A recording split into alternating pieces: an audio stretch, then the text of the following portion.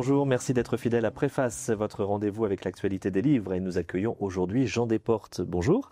Vous êtes dans l'actualité, Jean Desportes, pour ce qui est déjà votre troisième roman, Clandestin familial. C'est aux éditions du Rocher. C'est important de préciser qu'il y avait eu deux autres titres, Brest de Star et Vestiaire américain en 2020 et 2023. Et puis donc ce troisième titre, parce que Clandestin familial, on l'expliquera, mais est un petit peu une sorte de pendant à Vestiaire américain qui était un petit peu dans une même thématique.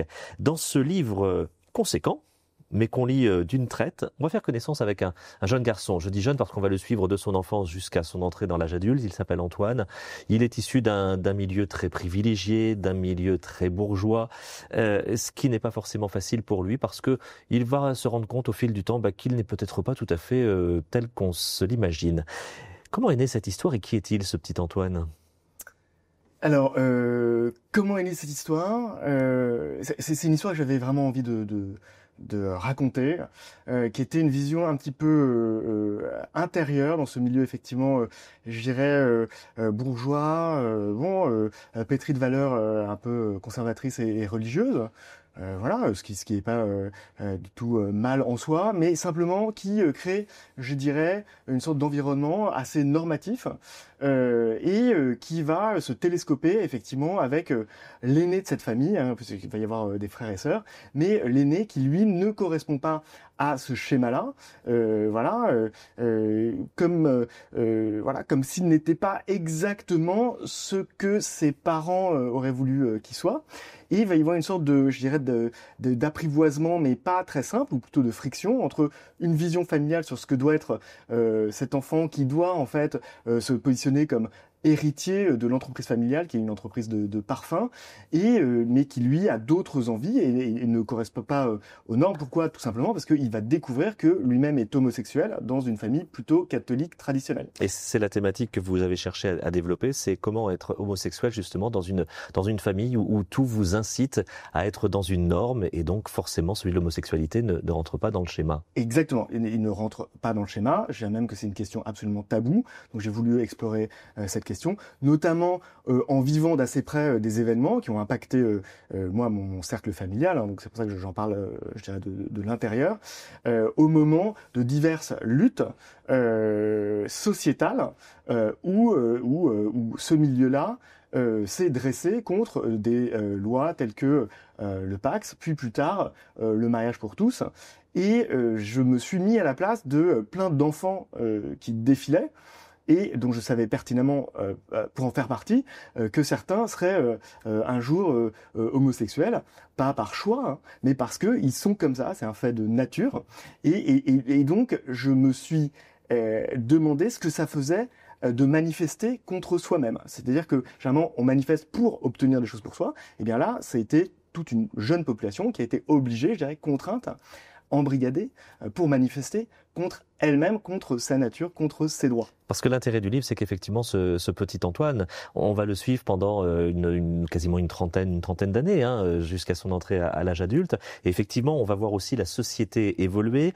On va voir les réflexions qui peuvent se poser dans cette caste-là, sur ces sujets. Vous parlez de la manif pour tous, qui est un marqueur fort. Et on va voir un peu comment les mentalités peuvent évoluer. Parce que il y a Antoine, mais on va aussi découvrir sa famille et surtout on va découvrir son père Hubert, qui est pétri de valeurs, qui est droit dans ses bottes.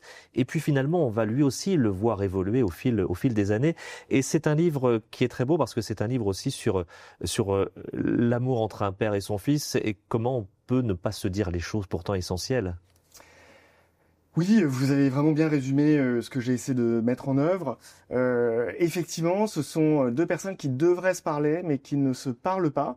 Elles devraient se parler, pourquoi ? Parce qu'en fait, l'itinéraire d'Hubert, le père, c'est un itinéraire, je dirais, un peu de transfuge de classe. C'est-à-dire qu'il a intégré cette grande bourgeoisie traditionnelle, alors que lui-même venait d'un milieu beaucoup plus modeste et provincial. Mais il fait ce qu'on appelle c'est aussi un produit de la méritocratie républicaine, c'est-à-dire que il travaille bien, il fait de bonnes études, ce qui lui permet de rencontrer à Paris cette société, et il fait ce qu'on appelle un bon mariage. Et lui-même, parce que vraiment c'était un choix, cette ascension, cette volonté d'intégrer, ne veut absolument pas déroger. Donc quand bien même lui-même a pu observer, je dirais, une société sans doute un petit peu plus diverse dans son enfance, etc., comme il a, je dirais, décroché le gros lot, il ne veut surtout pas remettre ça en cause. Et alors qu'il se pose lui-même des questions sur son fils, il essaye de tout faire pour le conformer, pour que vraiment tout soit parfait, parce qu'il veut donner absolument des gages, notamment à cette belle famille. Il a hérité finalement de l'entreprise familiale qui venait plutôt du côté de sa femme. Et voilà, il veut que la transmission, que la lignée soit absolument parfaite. Mais lui-même va évoluer, puisqu'il a quand même... et ce dispositif-là m'a permis justement de créer une sorte de pas de côté dans son regard sur ce milieu. Lui, par ailleurs, c'est un observateur, il ressent des choses, mais en même temps, il est pris dans cette envie ou de ce désir de ne surtout pas déroger, et donc ça crée une distance avec son fils. Et parallèlement, Antoine n'est pas en rébellion avec sa famille. Il sent bien qu'il n'est pas tout à fait pareil, qu'il ne répond pas à ce qu'on attend de lui, mais il n'a pas forcément envie de couper les ponts. Il ne va pas partir un jour en claquant la porte, ou alors très tardivement. Mais en tout cas, il y a aussi cet amour vis-à-vis de ses parents, et notamment vis-à-vis de son père, et lui-même ne sait pas très bien comment l'exprimer. Oui, c'est sûr. Parce que d'abord, et ça montre aussi une sorte d'éducation où on ne montre pas ses sentiments. C'est-à-dire que l'expression des passions, des sentiments, n'est vraiment pas du tout valorisée. Peut-être qu'on pourra s'exprimer à travers un médium artistique, la peinture, un peu de musique, mais ou déclamer des poésies, mais ça va s'arrêter là parce que au fond, je dirais que cette bourgeoisie, c'est un corps, mais vraiment un corps. C'est-à-dire que tout le monde doit être à peu près mimétique. On s'habille pareil, aucun détail vestimentaire, aucun détail même sur son corps ne doit créer une différence. Donc évidemment pas de tatouage, pas de bijoux, etc. C'est pas possible. C'est un corps qui doit justement faire corps pour tenir sa position, se serrer les coudes, etc. Donc, on ne s'exprime pas, ça c'est sûr, mais le jeune Antoine lui-même aime sa famille parce qu'il s'y sent bien, parce que effectivement il va pas cracher dans la soupe. C'est sûr que voilà, il est mis dans de bonnes écoles. Il a une vie plutôt facile. Il a une vie plutôt facile. Voilà, c'est le ski l'hiver à la montagne, c'est la mer l'été dans une villa sur la Côte d'Azur. Donc il sent bien que tout ça. Et puis Antoine, il va construire sa vie. Hein. Il a sa bande de copains et d'amis. Enfin, il n'y a pas de problème majeur dans son parcours. Il évolue bien. Et je dirais même que en fait il n'a aucun point de repère par rapport à ce qu'il vit comme son problème. C'est-à-dire que autant il aurait des points de référence et pourrait dire ah ben moi je suis comme ça et donc voilà ce qui m'arrive et merci de m'accepter. Mais il est très seul. C'est-à-dire qu'il n'y a aucune référence dans son entourage proche. Voilà et tout est fait d'ailleurs pour l'en préserver absolument. Alors il est important de souligner que sur un sujet qui peut être douloureux, qui peut être difficile, vous avez voulu aussi faire un roman qui est plein de vie, qui est par moments très drôle, même il y a des passages qui sont savoureux.